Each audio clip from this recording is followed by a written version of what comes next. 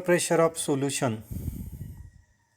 Assuming 2 moles of solute in 2 moles of water, vapor pressure of pure water 24 millimeter mercury is. आता या ठिकाणी आपणाला vapour pressure सोल्युशनचं काढायचं आहे. यामध्ये 2 मोल सोल्यूट 2 मोल सॉल्व्हंट म्हणजे वॉटरमध्ये आपण डिझॉल्व करतो आणि वॉटरचं व्हेपर प्रेशर दिलं आहे 24 मिलीमीटर. आपणाला या ठिकाणी मोल फ्रॅक्शन काढावं लागेल. सॉल्व्हंटचं मोल फ्रॅक्शन किंवा सोल्यूटचं मोल फ्रॅक्शन काढावं लागेल.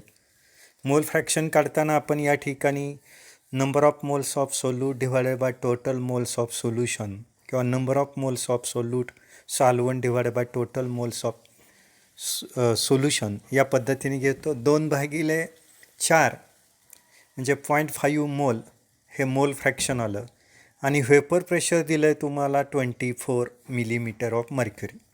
मग साहजिकच partial vapour pressure of solution equal to mole fraction of solvent into vapour pressure of pure solvent. साहजिकच 0.5 हे मोल फ्रॅक्शन आहे सॉल्व्हंटचं आणि सॉल्व्हंटचं व्हेपर प्रेशर दिलं आहे आपणाला वॉटरचं 24. 0.5 इंटू 24 साहजिकच उत्तर येणार आहे त्याचं 12 मिलीमीटर आणि म्हणून या ठिकाणी आपलं जे उत्तर असणार आहे ते 12 मिलीमीटर असेल. आता पुढचा प्रश्न आहे या ठिकाणी colligative properties of solution is. आता colligative property of solution is vapour pressure आहे, बॉइलिंग पॉईंट आहे, ऑस्मोटिक प्रेशर आहे, फ्रीजिंग पॉईंट आहे. या ठिकाणी आता हे चारीच्या चारी पर्याय उत्तर बरोबर म्हणून आपल्याला घेता येईल कारण प्रश्न हा चुकीचा आहे. कॉलिगेटिव्ह प्रॉपर्टी ऑफ सोल्युशन म्हणल्यानंतर तिथं पाहिजे होतं एक तर depression of freezing point, elevation of boiling point, osmotic pressure किंवा freezing point, depression of freezing point. तर या ठिकाणी प्रश्न देताना असा प्रश्न पाहिजे होता की following which of the following is colligative property. तर आपणाला सांगता आलं असतं की ऑस्मोटिक प्रेशर ही एकमेव कॉलिगेटिव्ह प्रॉपर्टी आहे. व्हेपर प्रेशर नाही, depression of lowering of vapour pressure पाहिजे होतं किंवा रिलेटिव्ह लोअरिंग ऑफ व्हेपर पाहिजे होतं. एलिव्हेशन ऑफ बॉइलिंग पॉईंट नाही तर हे फक्त बॉइलिंग पॉईंट नाही तर एलिव्हेशन ऑफ बॉइलिंग पॉईंट, फक्त फ्रीजिंग पॉईंट नाही तर डिप्रेशन ऑफ फ्रीजिंग पॉईंट. आणि म्हणून करेक्ट कॉलिगेटिव्ह प्रॉपर्टी म्हटलं तर आपल्याला या ठिकाणी उत्तर ऑस्मोटिक प्रेशर लिहिता आलं असतं. आणि म्हणून colligative property of solution is only osmotic pressure. या ठिकाणी 4 पर्याय दिलेले आहेत, एकच उत्तर आहे त्याचं. चुकून या ठिकाणी 4ही पर्यायाला खूण एक उत्तर असेल त्याचं ऑस्मोटिक प्रेशर. आता इन कॅल्क्युलेटिंग तिसरा जो MCQ आहे, in calculating osmotic pressure of concentration solution is directly proportional to molarity. कशाला डायरेक्टली प्रपोर्शनल आहे? मोलॅरिटीला. कारण ऑस्मोटिक प्रेशर पाय बरोबर आपण घेतो CRT किंवा पाय बरोबर N2/V/RT आणि म्हणून N2/V number of moles upon volume of solution त्यालाच आपण म्हणतो मोलॅरिटी आणि म्हणून आपला जो करेक्ट पर्याय आहे तो आहे मोलॅरिटी. त्यानंतरचा पुढचा प्रश्न आहे 4था, ebullioscopic constant of the boiling point elevation when the concentration of solution is.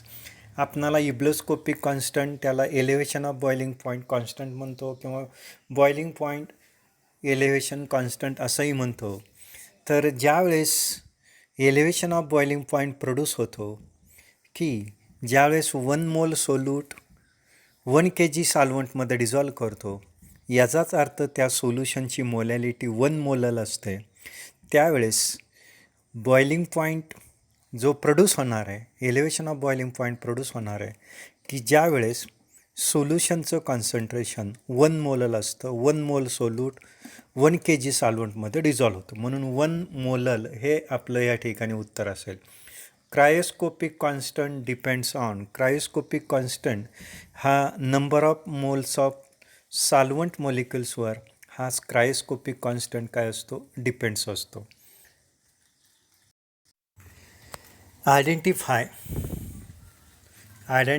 4 नंबरचा MCQ बघतो. Correct statement. Vapour pressure of solution will higher than that of pure solvent. हे स्टेटमेंट चुकीचं आहे. कारण vapour pressure of pure solvent is greater than solution. त्यामुळं पहिलं statement false आहे, incorrect आहे. Boiling point of solvent is lower than that of solution हे चुकीचं आहे, कारण boiling point of solution is higher than boiling point of solvent, because सोल्युशनचं vapour pressure कमी असतं सॉल्व्हंटच्या व्हेपर प्रेशरपेक्षा, आणि त्यामुळं सोल्युशनचा बॉइलिंग पॉईंट हा सॉल्व्हंटच्या बॉइलिंग पॉईंटपेक्षा जास्त असतो. Osmotic pressure of solution is lower than that of solvent. Osmotic pressure सोल्युशनचं lower than that of solvent हे चुकीचं असतं. Osmotic pressure of solution higher than that of solvent हे स्टेटमेंट बरोबर आहे, कारण सोल्युशनचं व्हेपर प्रेशर कमी असतं आणि त्यामुळं सोल्युशनचं ऑस्मोटिक प्रेशर हे जास्त असतं, म्हणून osmotic pressure of solution is lower than that of solvent ही स्टेटमेंट चुकीचं आहे. ऑस्मॉसिस इज कॉलिगेटिव्ह प्रॉपर्टी हे स्टेटमेंट मात्र ऑस्मॉसिस ही एक कॉलिगेटिव्ह प्रॉपर्टी आहे, हे स्टेटमेंट बरोबर आहे. आता living cell contains a solution of living cell contains a solution of 0.3 molar sugar solution. What is the osmotic pressure developed when cell is placed in 0.1 molar KCl solution at body temperature? आता या ठिकाणी osmotic pressure काढायचं आहे. Formula आहे pi equal to pi in bracket pi equal to IC1 minus IC2 bracket complete into RT.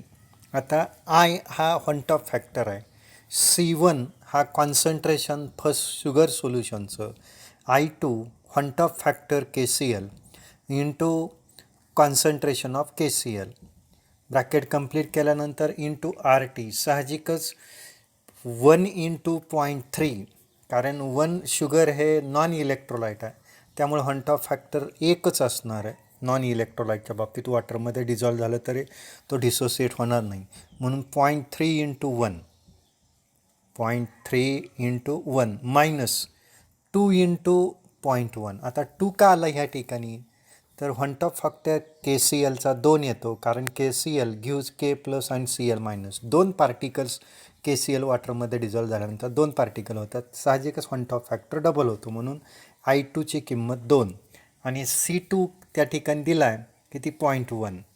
Rची किंमत 0.082 आणि temperature आपण body temperature घेतो आहे 227 डिग्री सेल्सिअस, म्हणजे 300 केल्विन हे काय असणार आहे बॉडी टेम्परेचर असणार आहे.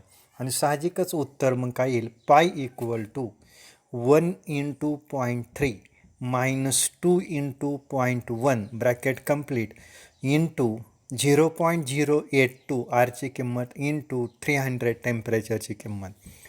1 into 0.3 equal to 0.3, 2 into 0.1 that is 0.2, 0.3 minus 0.2 into 0.082 into 300. आता 0.3मधून 0.2 गेले की 0.1 येतं, 0.1 इंटू 0.082 इंटू 300 आणि या सगळ्याचा गुणाकार केला तर गुणाकार येतो 2.46 ॲटमॉस्फिअर, आणि म्हणून उत्तर किती येईल तर 2.46 ॲटमॉस्फिअर येईल.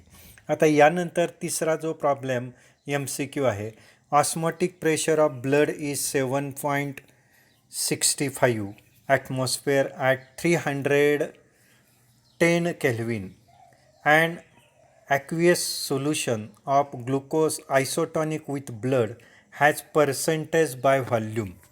आता ह्या ठिकाणी आपणाला ऑस्मोटिक प्रेशरचा फॉर्म्युला पाय इक्वल टू CRT, पाय इक्वल टू काय CRT. आता ऑस्मोटिक प्रेशर दिलं आहे 7 म्हणजे पाय 7.65, टेम्परेचर दिलं आहे 310 केल्विन, आरची किंमत माहिती आहे 0.0821. आता C काढायचा आहे, म्हणून C इक्वल टू पाय C इक्वल टू काय येणार आहे पाय, आपणाला काढायचं आहे काय C, साहजिकच 7.65 equal to C into 0.0821 into 300 kelvin. आणि मग साहजिकच सीची जी किंमत येणार आहे 7.65 भागिले 0.0821 इंटू 300 आणि मग सीची किंमत येईल 300. किती येईल? 300. कॉन्सन्ट्रेशन किती येणार आहे? 300 मोलर. आणि मग मोलर मास काढायचा आहे, number of moles. Molar mass माहिती आहे आपणाला 180. Number of moles 0.300. साहजिकच 300 गुणिले 180 तर 5 या ठिकाणी किती येईल? तर 10⁻³ त्याला मल्टिप्लाय केलं, कारण हे ग्रॅम पर लिटरमध्ये आलं. ग्रॅम पर सेंटीमीटर क्यूबमध्ये काढायचं असेल तर आपणाला 1 लिटर बरोबर 1000 सेंटीमीटर क्यूब आणि 1 सेंटीमीटर बरोबर 1/1000 सेंटीमीटर क्यूब येईल. आणि त्यामुळं 300 गुणिले 180 गुणिले 10⁻³ आणि म्हणून उत्तर येईल 5.41%. आता या ठिकाणी पुढचा जो MCQ आहे, vapour pressure of solution is directly proportional to mole fraction of solute. हा रावल्टला आपण ह्या ठिकाणी बघतो. Vapour pressure of solution directly proportional to mole fraction of solute. आता pressure cooker reduces cooking time for food because heat is more evenly distributed in cooking space. आता यानंतर Henry's law constant, problem number 11. Henry's law constant for gas methyl bromide is 0.159 mole per decimetre cube atmosphere at 250 degree Celsius. What is it's solubility of methyl bromide in water and 25 degrees Celsius and partial pressure of 0.164 atmosphere. आपणाला ह्या ठिकाणी Henry's law S बरोबर KP, आपण Henry's law लक्षात ठेवताना सरळ कापा S बरोबर KP. S काढायचा आहे, K दिला आहे 0.159 गुणिले त्या ठिकाणी पार्शल प्रेशर दिलेलं आहे 0.164 आणि म्हणून या ठिकाणी उत्तर किती येईल? 0.164 गुणिले 0.159 0.026 मोलर येईल. यानंतरचा जो प्रॉब्लेम आहे, हा प्रॉब्लेम आहे which of the following statement is not correct for 1 molar urea solution and 0.1 molar sucrose solution. Osmotic pressure exhibited by urea solution is higher than that exhibited by sucrose solution. तर पहिलं statement बरोबर आहे. Osmotic pressure हे urea सोल्युशनचं जास्त असेल sucrose सोल्युशनपेक्षा, कारण युरियाचं concentration हे sucrose सोल्युशनपेक्षा जास्त आहे, म्हणून पहिलं स्टेटमेंट बरोबर आहे. दुसरं स्टेटमेंट आहे urea solution is hypertonic to sucrose solution. आता हे स्टेटमेंट, आता युरियाचं कॉन्सन्ट्रेशन आहे 0.1 मोलर सोल्युशन आणि म्हणून दुसरं जे स्टेटमेंट आहे urea solution is hypertonic with sucrose solution, हे स्टेटमेंट मात्र आपणाला बरोबर असणार आहे. कारण आयसोटॉनिक जर सोल्युशन पाहिजे असेल तर 0.1 मोलर युरिया सोल्युशन आणि 0.1 मोलरच जर सुक्रोज सोल्युशन असेल तर हे दोन्ही काय असतील तर आपण त्याला काय म्हणतो? आयसोटॉनिक म्हणतो. Sucrose solution is hypotonic to urea solution आणि त्यामुळं या ठिकाणी 2 नंबरचं जे स्टेटमेंट आहे urea solution is hypertonic to sucrose solution. यामध्ये 0.1 molar solution of K2SO4 in water has freezing point -4.3 degrees Celsius. What is the value of Hunt-Off factor if Kf of water is 1.86 Kelvin kg per mole? आता हा problem सोडवत असताना आपणाला सोल्युशनचं molality दिली आहे 0.1 molal. त्यानंतर त्या ठिकाणी फ्रीजिंग पॉईंट दिलेला आहे -4.3. What is the value of Hunt-of factor I विचारलेला आहे. KF दिला आहे 1.86. हा प्रॉब्लेम सोडवत असताना आपणाला लक्षात येईल की TF -4.3, त्यानंतर T0 0 degree Celsius, I equal to question mark and KF equal to 1.86, concentration C equal to 0.1 mole, delta TF equal to T0 minus TF minus in bracket minus 4.3 minus minus plus 4 plus 4.3 उत्तर येईल delta TF बरोबर 4.3. आता delta TF माहीत झाला, KF माहीत झाला, M माहीत झाला. Therefore delta TF equal to 4.3 into I into 1.86 into 0.1.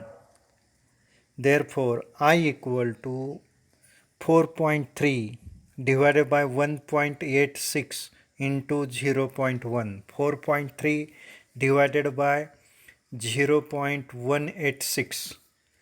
साहजिकच उत्तर येईल I equal to 23.11. Van't Hoff factor potassium सल्फेटचा किती येणार आहे? 23.11. हंट-ऑफ फॅक्टर हा रेशिओ आहे म्हणून त्याला कुठलंही युनिट असणार नाही. Osmotic pressure of calcium chloride आणि urea solution of same concentration and at same temperature are respectively 0.605 atmosphere and 0.245 atmosphere. Calculate van't Hoff factor for CaCl2. आता या ठिकाणी दोन्हीचं कॉन्सन्ट्रेशन कॅल्शियम क्लोराईड आणि युरिया हे दोन सोल्युशन दिलेले आहेत. दोघांचंही कॉन्सन्ट्रेशन सेम आहे, टेम्परेचर सेम आहे. कॅल्शियम क्लोराईडचं ऑस्मोटिक प्रेशर 0.605 ॲटमॉस्फिअर आहे आणि युरियाचं ऑस्मोटिक प्रेशर हे 0.245 ॲटमॉस्फिअर आहे. I equal to π1/π2. 0.605 भागिले 0.245 आणि या ठिकाणी हंट-ऑफ फॅक्टर I बरोबर 2.469 येईल. 0.605 भागिले 0.245. हंट-ऑफ फॅक्टर आपण जर सोल्युशनचं कॉन्सन्ट्रेशन सेम असेल तर इलेक्ट्रोलाइटच्या ऑस्मोटिक प्रेशरला आपण नॉन इलेक्ट्रोलाइटच्या ऑस्मोटिक प्रेशरने डिवाईड करतो. साहजिकच 0.605ला 0.245ने डिवाईड केलं तर आयची किंमत 2.469 येते. याला कुठलंही युनिट या ठिकाणी नाही.